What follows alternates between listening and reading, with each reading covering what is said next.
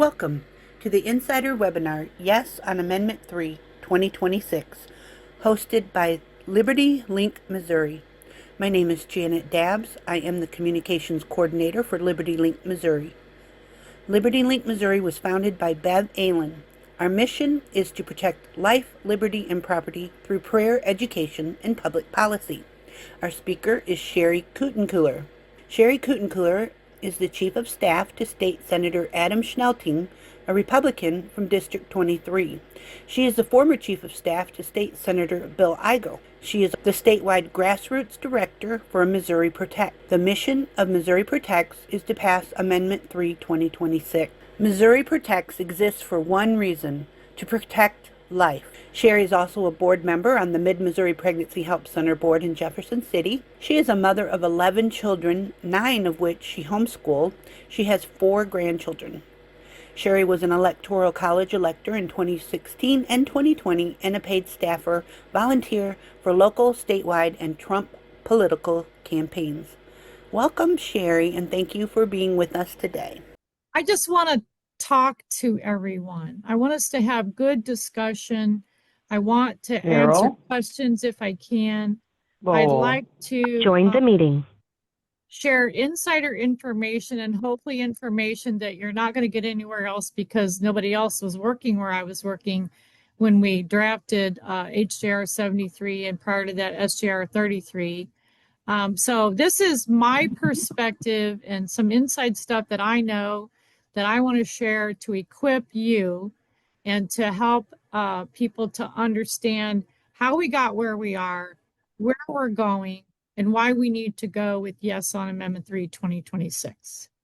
So what I want to do different this time, I told Janet, we were chatting earlier before the call started. I don't like waiting to the very end to do Q&A because I feel like otherwise it's just me talking and I'm not real crazy about me just talking. So we're going to have a few stopping points as we go through this and give everybody a chance to raise your hand. If you don't know how to do that on the Zoom app, Janet's going to show us when we stop to do the first one, how to raise your hand or put a question in the chat room so that we can address those questions as we go through the information, because some of it is data. We're going to do a little data mining and take a look at some of the data and some of the surveys and polling and election results and so forth. And if you have questions, I want you to be able to do that while that's fresh in your mind. Because again, this is not about me. This is about hopefully equipping you. And I know some folks that are on the call, like Sam, who knows way more than I do. And I want his brain when I grow up, but that's probably not going to happen. But I'm so glad that we're all get to be here and go through this together. So this is my story. And my story started with this effort with Mo Protects last year when Tom Estes founded Missourians Protecting Children and Families and asked me if I would help him in that effort. We are all volunteer. Last year, we got out over 1,000, I think it was closer to 1,500 of the big 4x8 white signs like the one you see on your screen. And we got out over 100,000 pieces of literature. And I can't remember how many yard signs he ordered that we got out, but put it this way, half my garage sharing with my new car is 4x8s. Right now, there's about 500 of them out there ready to go out come spring. So, but last year in 2024, we all fought hard. I know several of you on this call fought in that effort trying to defeat Amendment 3, and we lost. And unfortunately, because we lost and we were not able to keep Amendment 3 out of our state constitution, we now have the worst anti-life, pro-transgender, not anti-parent, ungodly provision in our state constitution. I think some would argue worldwide. Now every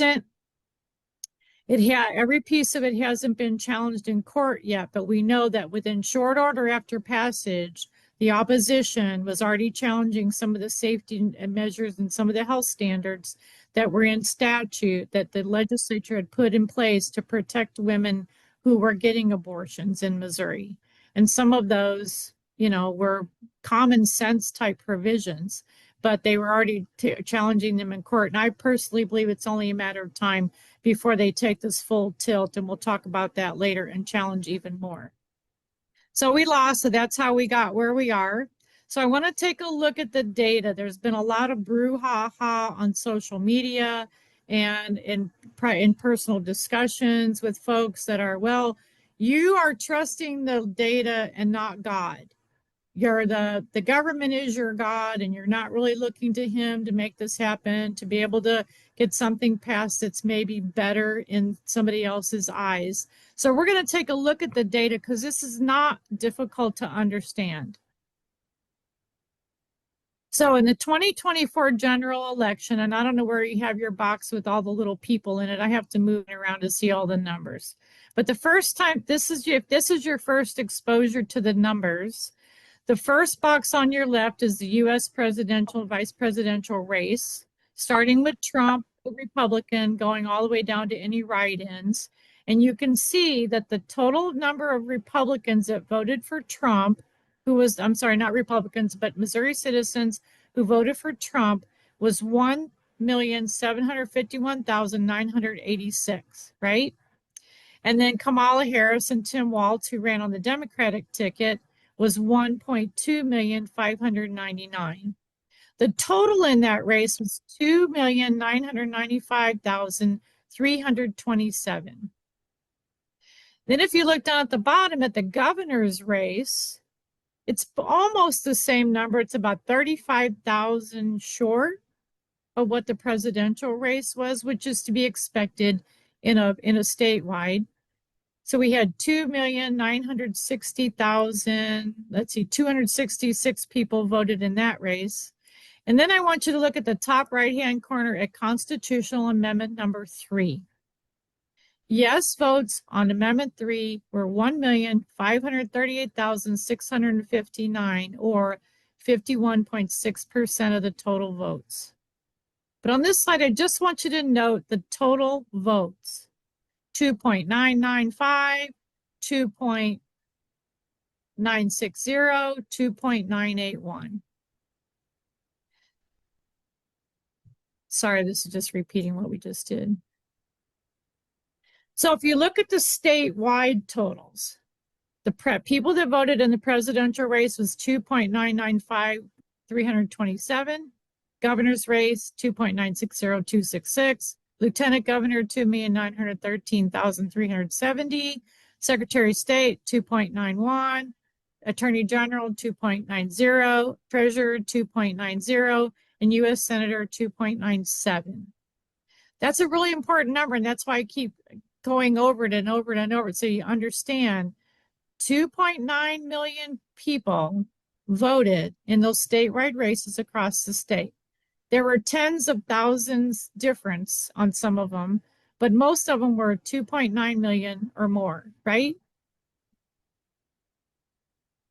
So what I really want to show you here is that where the votes came from to pass Amendment 3, if you look at the Democrat votes on the right side of your screen, you see President Harris, or Kamala Harris, in the presidential race, got 1.2 million Missourians votes. Crystal Quaid, who ran for governor, got 1.1 million votes. A young man who ran for lieutenant governor got 1.1 million votes. Pfeiffer, who ran for secretary of state, got 1.1 million votes. Gross, who ran for attorney general, got 1.1 million. Osmak, who ran for treasurer, got 1.1 million. And the gentleman that ran for U.S. Senator, Coons, got 1.2 million. A huge difference between those numbers and this number, 1,538,659 votes that passed Amendment 3. In some cases, as many as 400,000 votes for Amendment 3 that were not on the Democrat candidates' votes.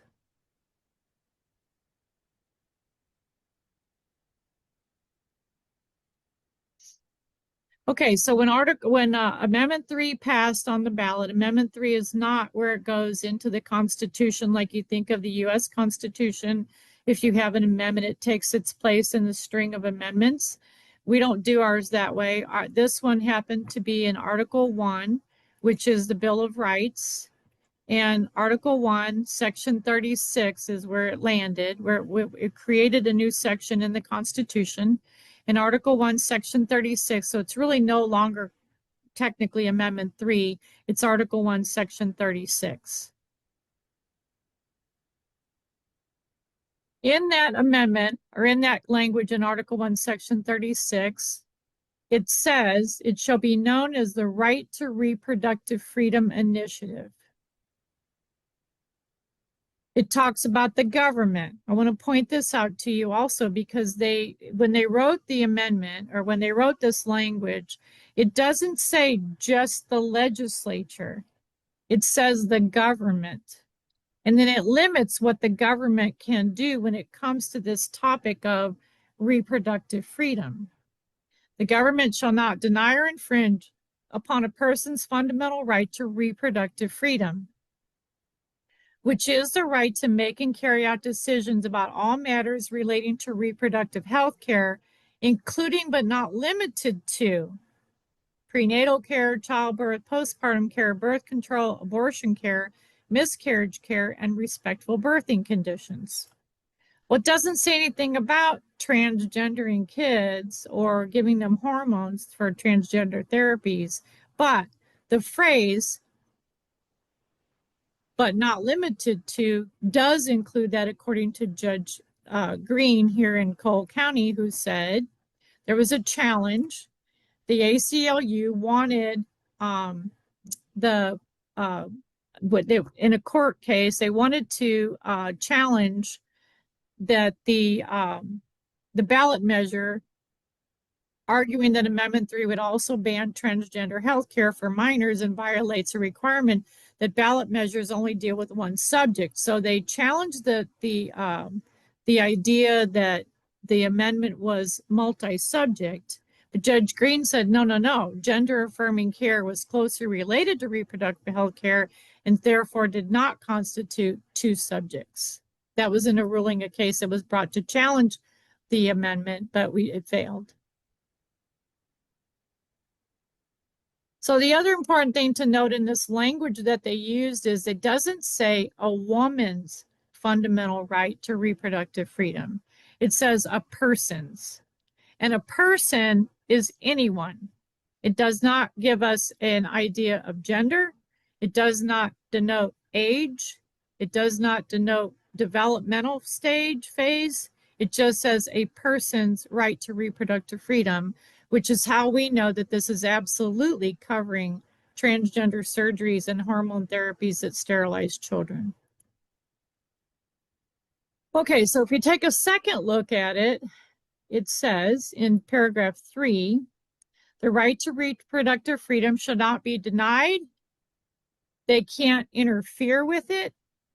They can't delay it or otherwise restrict unless the government meets certain conditions to do so.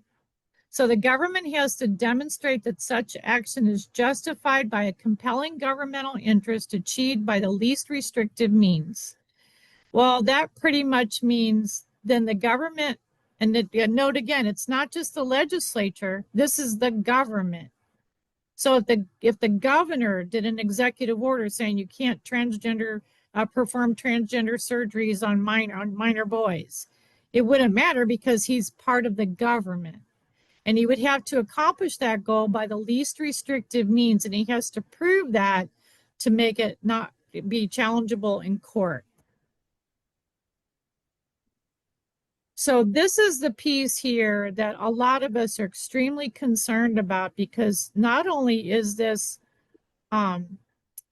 abortion on demand, transgendering minors, hormone therapies that sterilize children, this is about hog-tying your government, especially your legislature, from bringing any restrictions, interference, delays, anything having to do with reproductive, quote, reproductive freedom. So this also puts us, the state of Missouri, in peril, because let's say that the opposition who put this amendment into our state constitution to begin with decides that tomorrow they're going to have dentists start performing abortions. Well, their language doesn't say it has to be a physician. So if the legislature wants to say, come in with a law, a statute that says, no, it has to be a medical doctor, then that statute would then be challengeable in court based on the language that's already in our state constitution. Okay, fetal viability. This is one that hardly anybody talks about. They want to talk about fetal anomaly, which is the new Amendment 3, 2026, but I'm just going to touch on fetal viability. In Article 1, Section 36, the old Amendment 3, 2024, put a new definition of fetal viability into our state constitution. Right now, the only place that Missouri has fetal viability defined is in statute, which I'll show you in just a minute. Really egregious part of this is it says fetal viability, the point in pregnancy when in the good faith judgment of a treating healthcare professional. Note, it does not say doctor or medical professional. It just says healthcare professional. And based on the particular facts of the case, there is a significant likelihood of the fetus's sustained survival outside the uterus without the application of extraordinary medical measures. So Article 1, Section 36, Amendment 3, 2024 stripped babies from having protection if they need medical care when they're born and they couldn't survive outside the womb. They were attacked in this amendment that is now sitting in our Article 3, Section 36, that's sitting in our state constitution. So paragraph 4 says, notwithstanding subsection 3 of the section, the General Assembly may enact laws that regulate the provision of abortion after fetal viability, provided that under no circumstance shall the government deny, interfere with, delay, or otherwise restrict an abortion that in the good faith judgment of a treating healthcare professional is needed to protect the life or physical or mental health of the pregnant person. So they just lowered the bar to anybody and everybody that wants an abortion. All they have to do is say, yeah, I'm having mental health issues. I can't afford it. I'm hurting. I'm in pain. And they can get an abortion because fetal viability means nothing under this definition.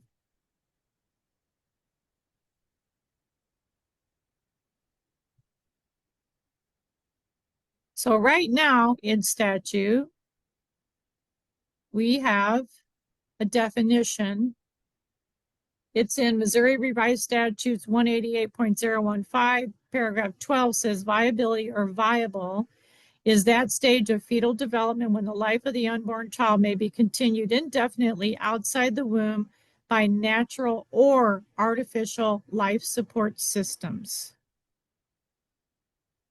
So they took they said you can't have extraordinary medical measures, but in our statute, we already have that you're allowed to do that in order to be viable. So I think it's only a matter of time until somebody challenges that, and then that gets us to the late term abortion place where we don't want to be. Okay, so back to the data. Here is a poll that was done before Amendment 3, 2024 was passed. This was done by Tom Estes and Andrew Koenig. And the demographics are the age range is at the top. Each age group was represented by 24 to 27%. Male and female was almost even at 48-52. Party demographics were Republicans 37.3%, Democrats 27.4%, Independents 26.7%. And then people that were undecided or didn't want to tell you, it was 8.6%. Congressional district representation, it was 12 to 15% from each CD in Missouri. And they asked an abortion-only question. And do you agree that that abortion should be legal or illegal? And their statements were legal with no limits.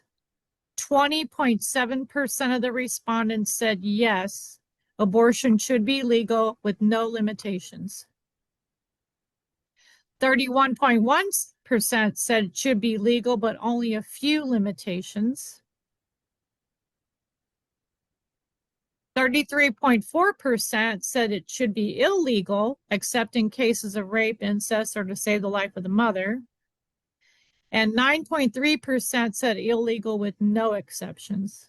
So that category, the illegal with no exceptions, is the smallest of all of them, except the unsure and those that refuse to tell us anything. So I want to stop here, if we can, Janet, and let's talk about the numbers that we've seen and what we've gone over so far, if we could, please. Are you wanting questions, Sherry? If anybody has questions or comments.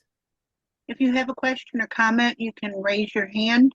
Down at the bottom, there's a bar where you can hit the hand and raise your hand, or you can also ask questions in your chat.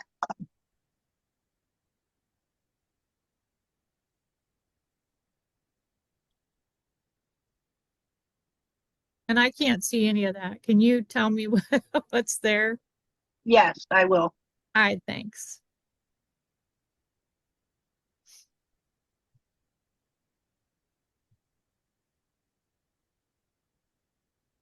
I don't see any questions in the chat. Okay. All right, we're going to go on then. Thank you.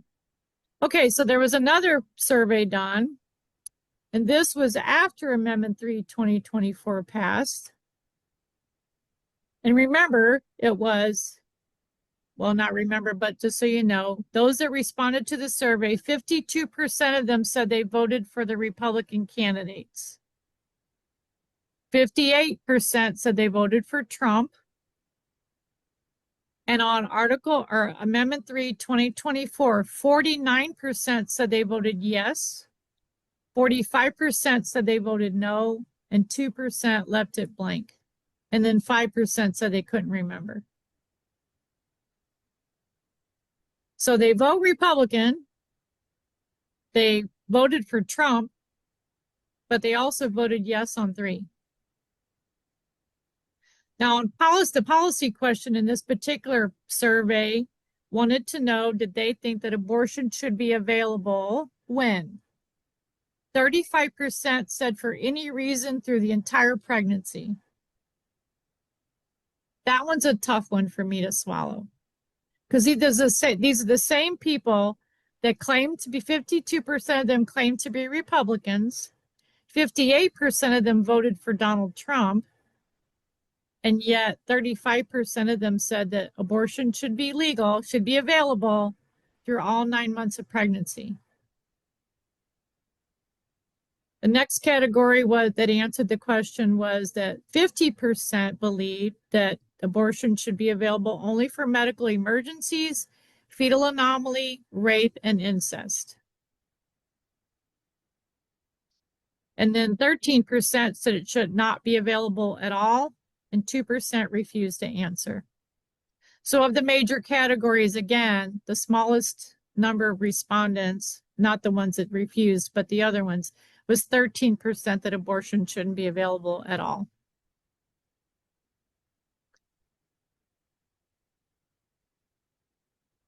Okay, so one more polar survey, and this again was post or after Amendment 3 2024 passed. 54% of the respondents claimed to be Republican.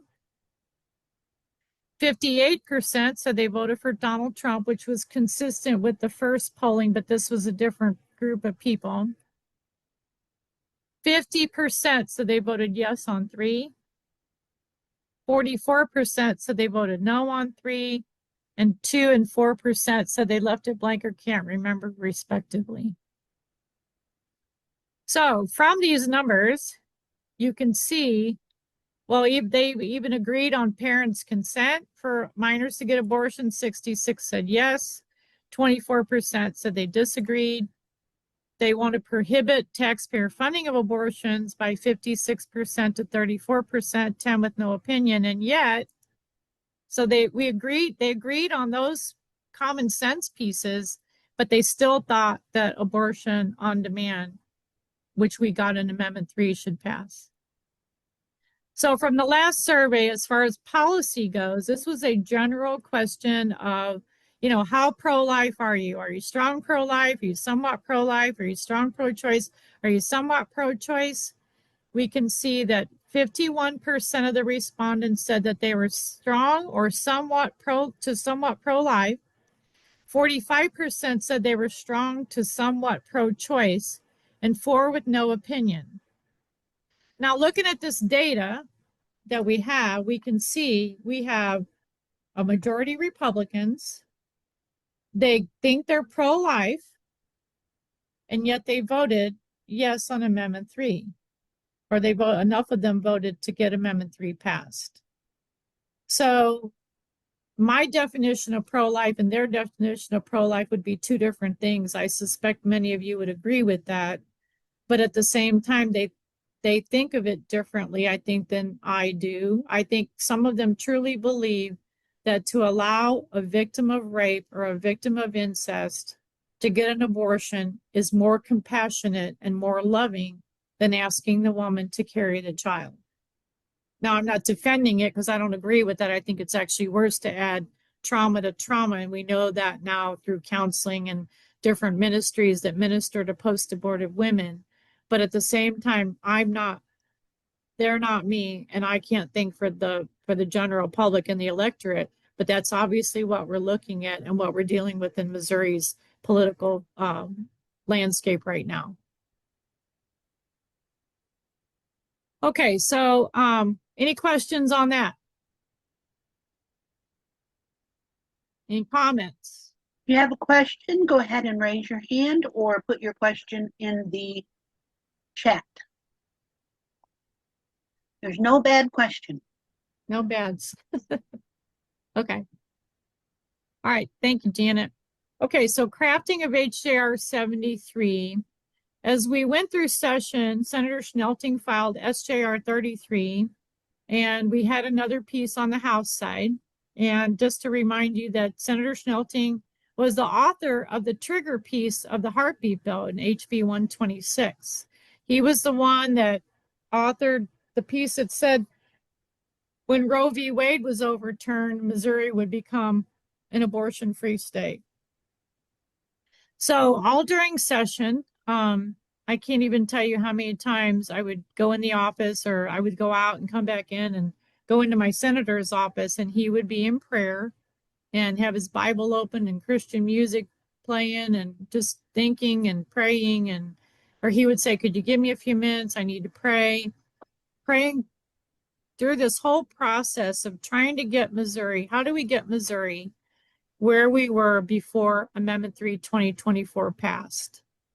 How do we do that? What does that look like?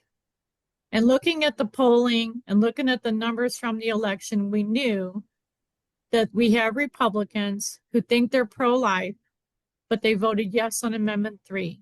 And we believe, I don't have the numbers right in front of me to prove it, but we believe a lot of that was because of the rape and incest exceptions, and that's just where they are.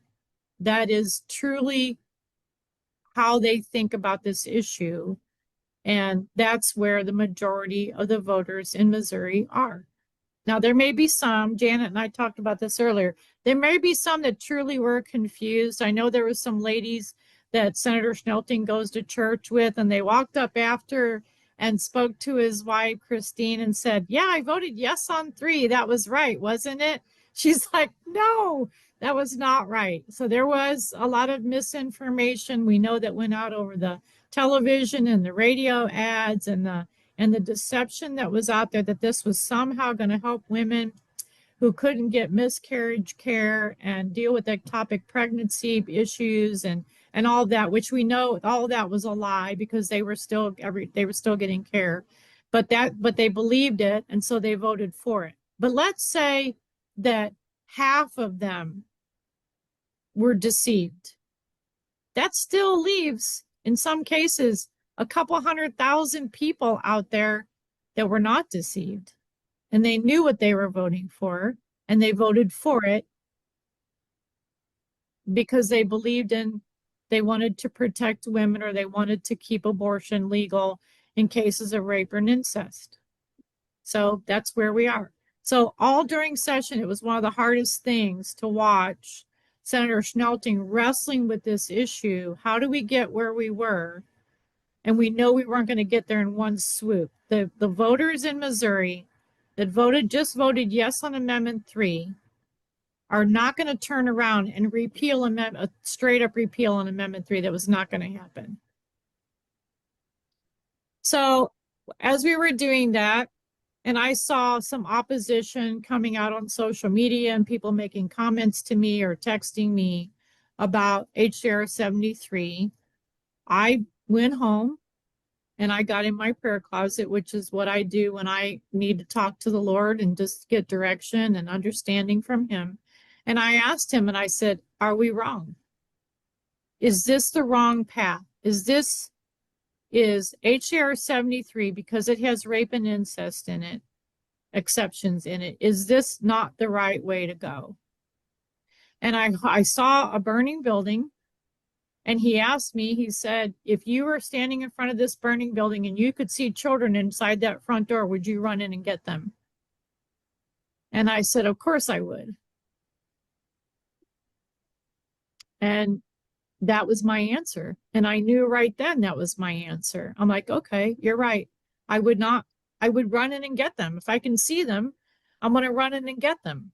And I'm going to save as many as I can and not stop and think about, I mean, I probably would question whether I'm going to die or not, but I would run in and get them. That would be my first reaction to do that. So that was my answer, was I have to save as many as I can. Let's talk about parents' rights. I did a deep dive when I did a radio program with Dr. Mary Byrne down on Lynn Morris's show down in Springfield. And we talked about the parents' rights piece of Article 1, Section 36. You saw that it said persons, a person's right. Well, that includes children. That includes minors. That includes a 13-year-old girl. That includes a 15-year-old sex trafficked girl. That includes children. So in California, they passed their Amendment 3. It wasn't the same number, but it was a different amendment. And their legislature, unlike our legislature, you think our legislature, some people hate our legislature. They think they're totally liberal and totally terrible. Well, let me tell you, they're not California. Because in California, their legislature under Governor Gavin Newsom got busy after they passed their pro-abortion measure statewide. Their legislature got busy and made it illegal, note, illegal for a parent to sue a medical professional for cutting off their children's body parts. They can surgically transition children. The state will take them away from the parents if the parents don't agree with it. And then the parents cannot go back and sue the doctor or the surgeon or whoever's doing the surgery. You cannot sue them. It's illegal for the prosecutor to prosecute them. If you take a child from Missouri right now to the state of California and that child is 10 and claims I'm a girl stuck in a boy's body or I'm a boy stuck in a girl's body, and you take them to California and they surgically transition them, you as a parent could only sue the person that took them for kidnapping. You could not sue them for surgically mutilating your child because it's illegal in California. Their prosecutors can't even prosecute it. That's how bad, how horrible it is in Missouri, and how little parents' rights, how they've been just desiccated because they don't have any. Families are losing their children in California because they won't even use their pronouns. So I don't want to see Missouri go there, but that's the path that we're on. That's what Article 1, Section 36 is going to allow if we don't stop it now.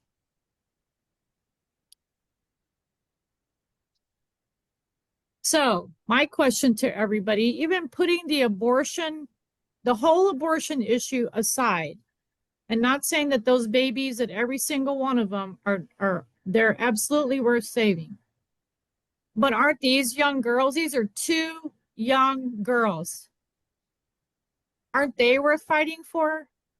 Chloe Cole, who came to Missouri to the legislature, had a double mastectomy when she was 15 years old. 15. She's not even done with puberty yet. And she had a double mastectomy because they lied to her, told her everything was going to be great. And she can't get that back. She can't get the ability to breastfeed her own children back. And now she regrets all of it and recognizes she was lied to. She travels the country trying to raise awareness to help these kids that are being transitioned, their children. Aren't they worth fighting for? Let's say we don't win anything on the abortion front. If we don't restore the legislature's ability to regulate, we can't even stop the mail-in abortion pills coming into the state. We have to give the legislature their power and authority back to regulate. We have to. But let's say we don't.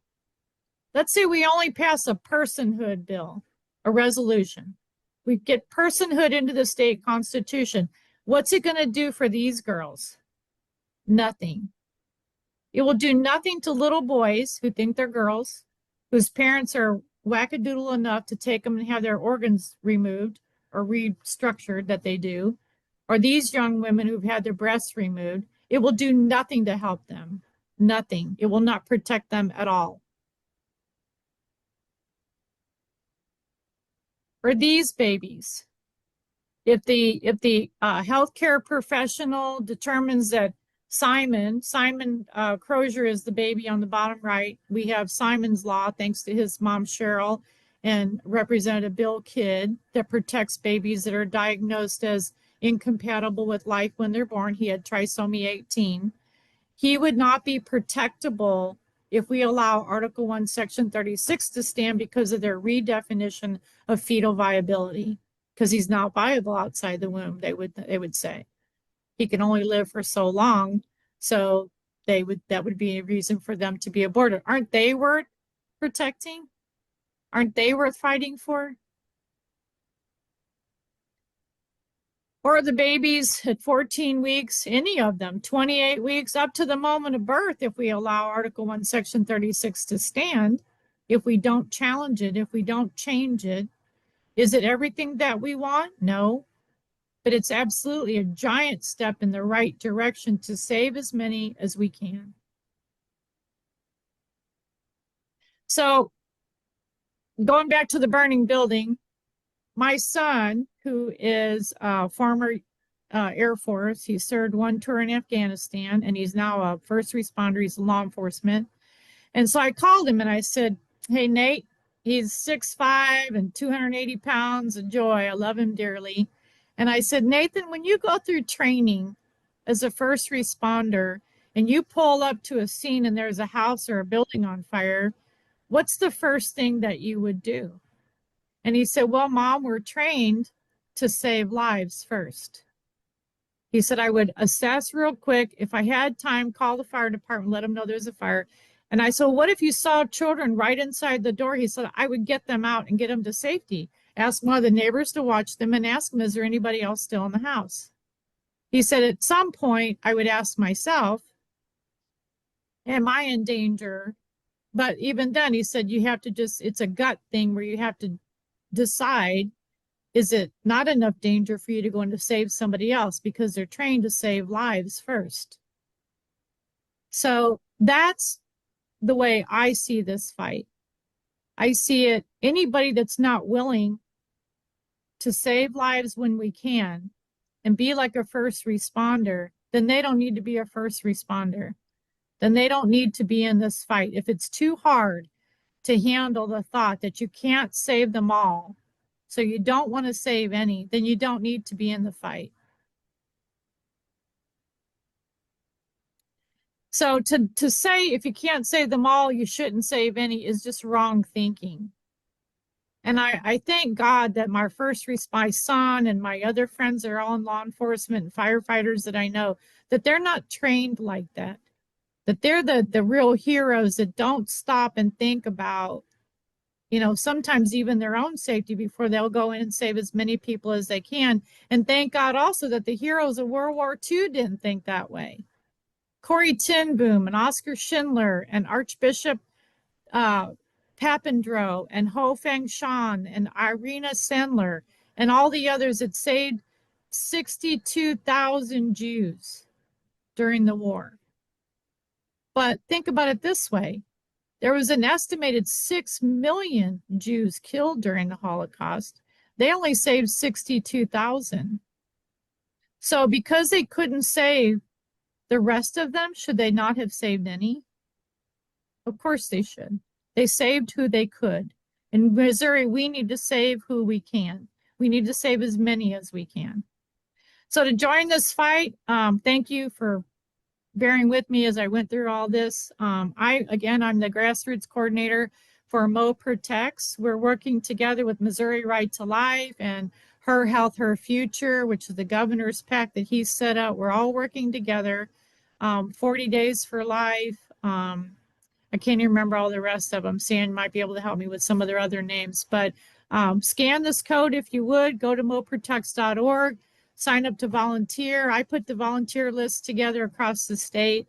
We have signs ready to go out, lit ready to go to the churches. We have a regional coordinator or director in each region. I cut the state up in 10 pieces. And then that regional director will be working with the county people to go to the churches, get the signs out, get the literature out, educate the people. You know, God's word said that my people perish for lack of knowledge. Well, we don't want that. So we're going to educate his people of the truth about Amendment 3 and why we need to pass Amendment 3 in 2026. So any questions?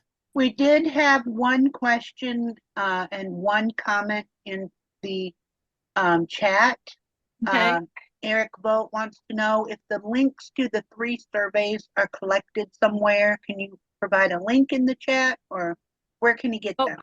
No, that's all information that I have collected. It's not in one place. It's not published. I did not pay for those polls or surveys.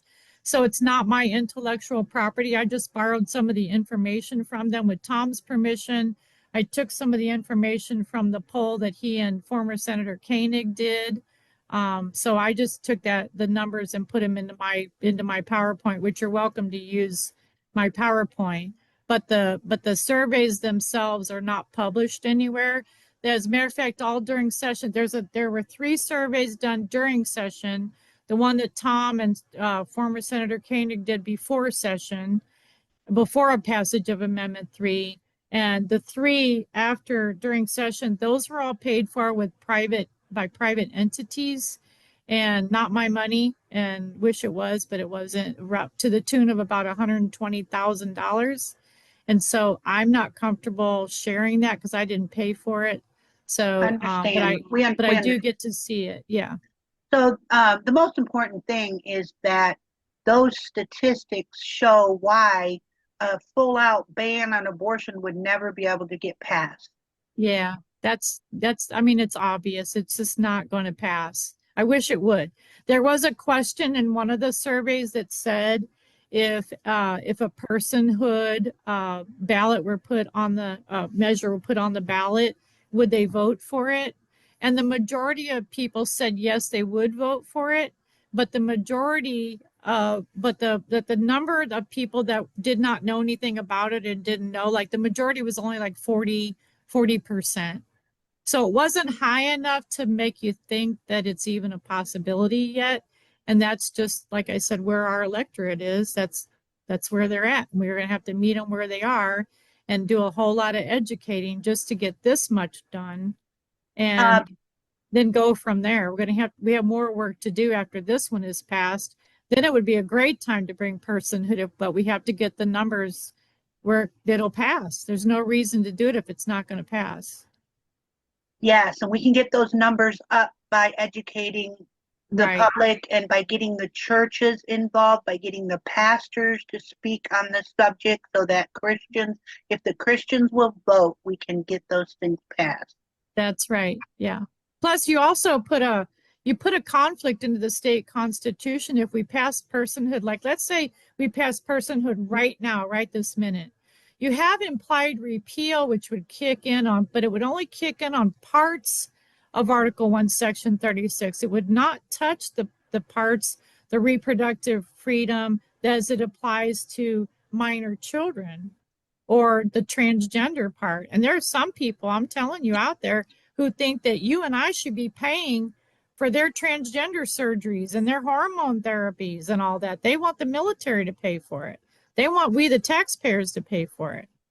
Well, that's never going to fly with most of us. So, but it would leave that really horrible part still in the state constitution. So why would we do a piecemeal take apart when we can repeal it, replace it, and then come back, and all we have to do then is either do personhood, which would then get rid of the rape and incest exceptions, or we can come back with the severability clause and just repeal that one piece. But we have to have the votes to do it because it's in the Constitution.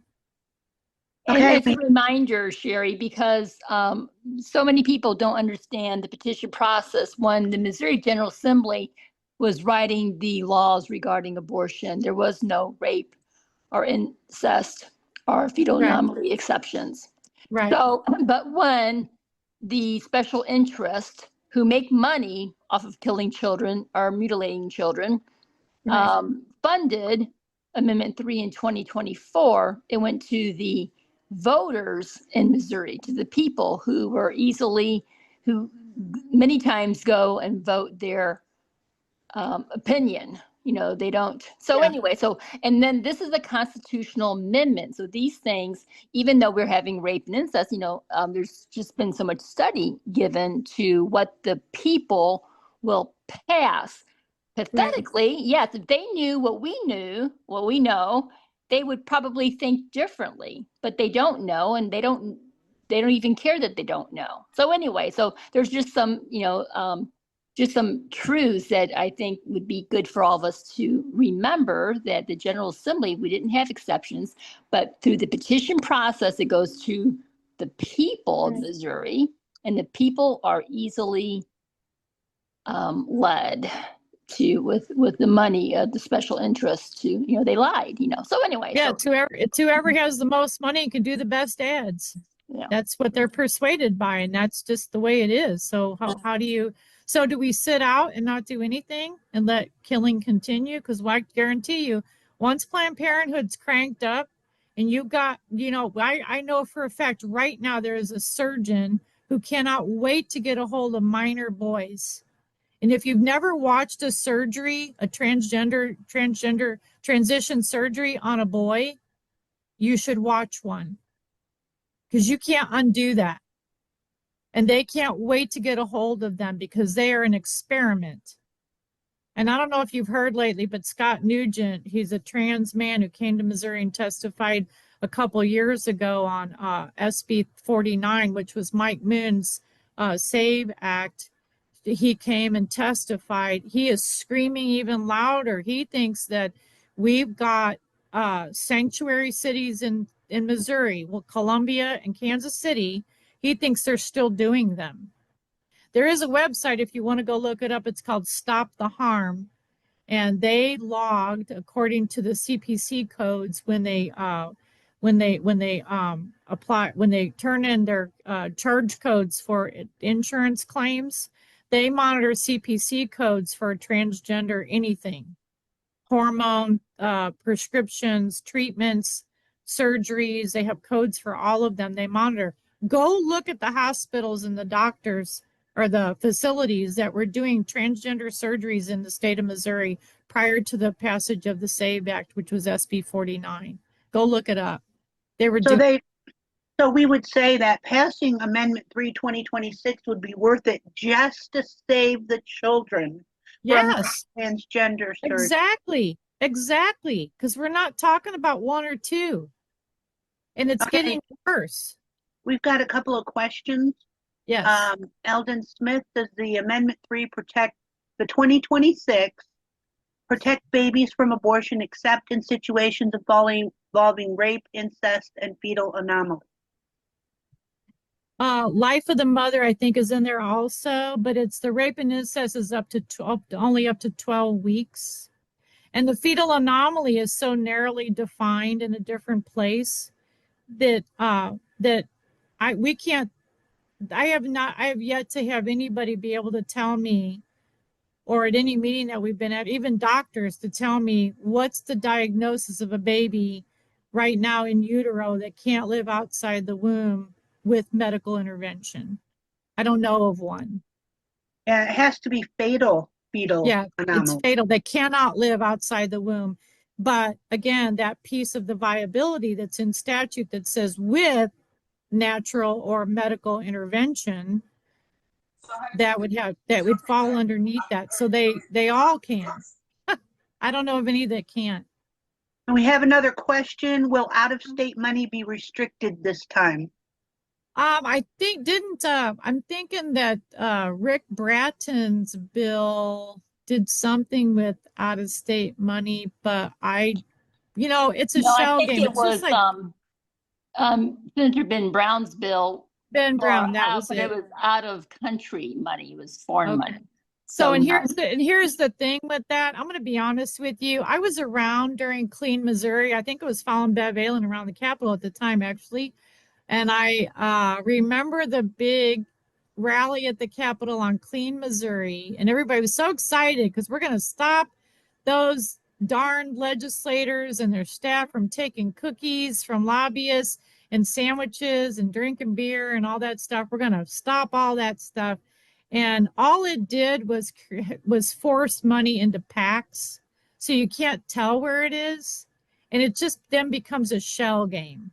Like this PAC gives to this PAC, then that PAC gives to this people, and then these people donate to that person, and then that person donates to this person, and you don't know where it is now. All it did was lead to more opaqueness, not more transparency. And I don't see this as being any different, really. Okay, we've got a hand that's raised. He also asked a question in the chat. It may have been answered, but if not, Eden Smith, can you unmute yourself? All right. Can you hear me? Yes. Mhm. I can hear you. So my question is, does the new Amendment 3 outright repeal Article 1, Section 36? Yes.